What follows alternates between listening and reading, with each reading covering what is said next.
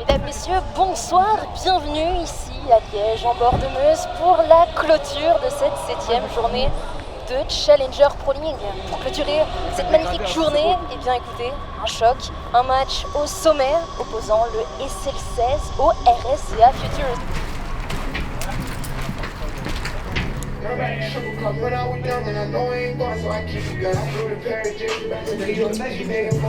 Dans les pays étrangers, l'Espagne ou les Pays-Bas, ça fonctionne, ce système de dire voilà, les jeunes, on les met directement finalement dans le grand bain. On constate vraiment que les jeunes prennent les choses très à cœur et ont envie de jouer.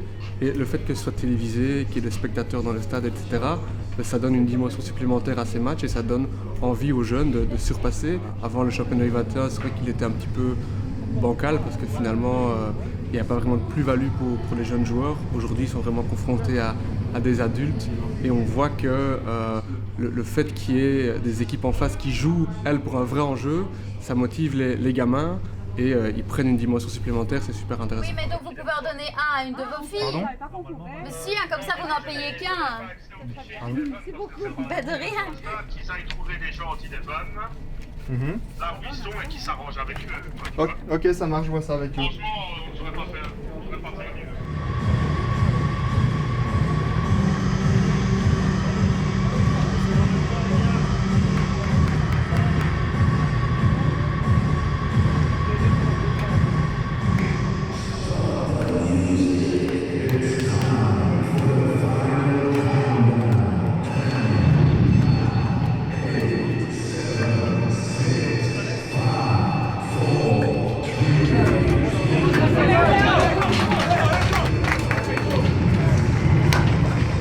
Un changement du côté du SL16, on l'a dit, et plusieurs changements du côté des RSCA Futures 4. Pour être totalement précise, les supporters qui sont là pour essayer de porter leur équipe, de jouer leur rôle de 12e homme ici à Sclessin.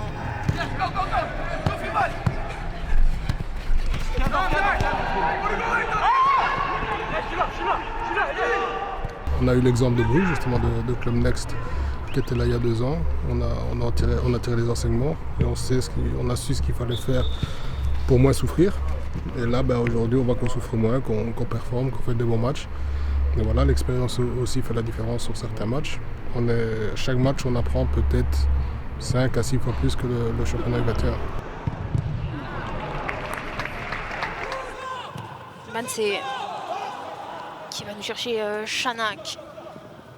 On a quand même à garder ce ballon, être solide dans le duel face à Sardellin. Chanak encore, tape Soba, le ballon qui arrive un petit peu trop fort.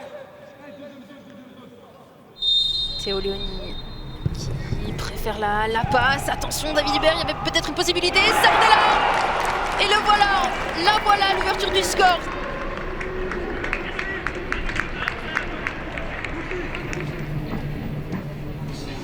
Tout a bien été divisé, donc on a vraiment le côté académie, on a le côté 23 et on a le côté pro. Donc c'est vraiment dire qu'il y a des étapes à franchir et que tout est possible tout simplement. Là on voit que les deux équipes, que ce soit l'équipe A, les U23 et même on va dire l'entité académie performent bien. Le truc maintenant c'est qu'il faut enchaîner des victoires et faire le plus possible. Rizzo, prêté par la Genoa, formé par l'Inter. Ça vous fait peut-être penser à quelque chose quand on dit formé par l'Inter, lorsqu'on parle d'un défenseur. Et là, l'égalisation déjà de Tapsoba, après seulement 2 minutes de jeu dans cette deuxième mi-temps. Quand tu as une équipe qui joue en DAB, elle joue une compétition, donc il faut aussi être focus et pouvoir préparer ses matchs de la meilleure manière, ce qui est fait. Et justement, c'est le lien qui fait entre Pro et 23 qui nous permet de voir des joueurs qui reviennent de l'équipe première qui jouent avec nous en 23. Et c'est dans ce sens-là qu'il faut continuer. Le truc maintenant, c'est les matchs qu'on a fait précédemment et qu'on a gagné, il faut essayer de les répéter.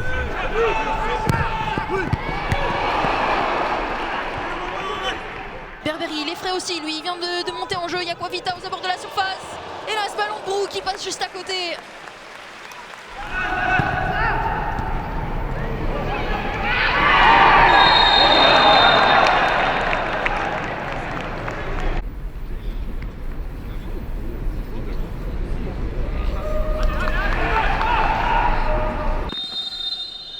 Lucas Tassin dans ce classico. Lucas Tassin, et voilà, il trompe Mathieu et Polo.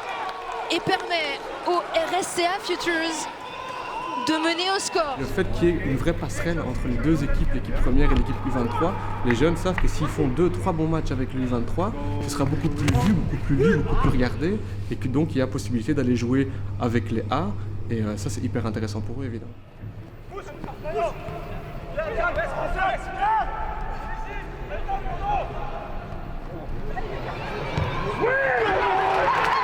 Malgré le manque de supporters, je pense qu'on a vu un beau match des deux équipes. On peut féliciter Anderlecht pour leur victoire, mais bon, si nous, dans nos moments forts, on fait la différence et qu'on marque, on parle peut-être d'un autre match aussi par la suite, mais bon, au final, c'est 1-3 pour eux. C'est le foot, c'est pas rentré de notre côté cette fois-ci. Il faut que...